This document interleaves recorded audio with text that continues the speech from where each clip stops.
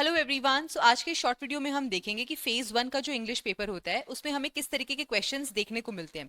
सबसे पहले अगर आप देखो कि क्वेश्चंस किन एरियाज से आते हैं, तो सबसे ज्यादा क्वेश्चंस आते हैं हमारे रीडिंग कॉम्प्रिहेंशन में से, राइट। सो 7 क्वेश्चंस 10 क्वेश्चंस, तो एक काफी अच्छा नंबर होता है जो कि रीडिंग कॉम्प्रिहेंशन से आता है। उसके बाद जो सेकेंड एरिया है जहां से हर साल कंसिस्टेंटली क्वेश्चंस पूछे जा रहे हैं, दैट इज एरर डिटेक्शन।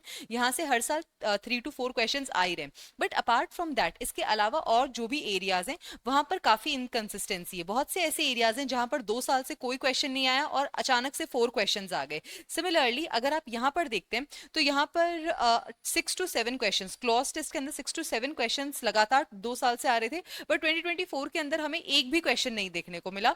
तो ये कहा जा सकता है कि इंग्लिश का जो पेपर है वो apart from reading comprehension and error detection काफी ज्यादा अनसर्टेन होता है। हमें नहीं पता कि एग्जैक्टली किन एरियाज से हमारे क्वेश्चंस यहाँ पर पूछे जा सकते हैं।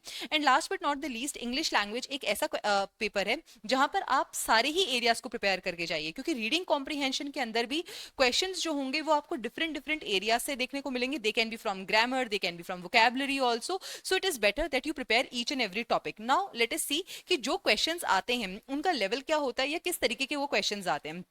For example, in this first question, they are asking that in each of the following questions, a sentence is given with a word or phrase that has been underlined. Choose the correct option to replace the underlined word or phrase. तो ये question जो है ये काफी easy है। बस आपको underlined word को replace करने के लिए एक correct word या phrase जो है वो choose कर लेना है। तो इसके लिए आपकी vocabulary ठीक होनी चाहिए। उसके बाद में अगर आप next question देखते हैं कि select the best pair in the given options to make the sentence grammatically and contextually correct. Again, दो words आपको गिवन होंगे ऑप्शंस के अंदर, डिफरेंट डिफरेंट दो दो वर्ड्स के ऑप्शंस होंगे और आपको चूज करना है कि कौन से दो वर्ड्स जो हैं वो इस सेंटेंस में ठीक बैठ रहे हैं। उसके बाद में the third type of question was कि जो फ्रेज हमें गिवन है ये फ्रेज कौन से सेंटेंस के अंदर करेक्टली यूज हुआ है। तो जैसे ये क्वेश्चन नंबर 8 था, इसके नीचे हमें 4 सेंटेंसेस गिवन है जिसके अंदर बाय एंड लार्ज फ्रेज जो था वो यूज किया गया था। आपको ये देखना था कि किस फ्रेज के अंदर ये वर्ड जो है या ये किस सेंटेंस के अंदर ये जो फ्रेज है ये करेक्टली यूज किया गया है। उसके बाद में एरर डिटेक्शन, हर एक सरकारी पेपर में आने वाला क्वेश्चन, एकदम नॉर्मल जिस तरीके के एरर डिटेक्शन के हमसे क्वेश्चंस पूछे गए हैं कि किस पार्ट में एरर डिटेक्शन है, और अगर कोई एरर डिटेक्शन नहीं है तो choose that no replacement required. तो इस तरीके के क्वेश्चन से जो हमें देखने को मिले थे।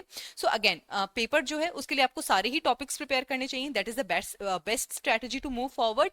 And last but not the least, question जो है वो मॉडरेट लेवल के आ रहे हैं, चाहे वो किसी भी टॉपिक से आ रहा हो, एक मॉडरेट लेवल का पेपर आता है। एक ठीक ठाक इंग्लिश के साथ भी आप इस पेपर को अटेम्प्ट कर सकते हैं। So that is all that I wanted to discuss with you in this video. Thank you so much.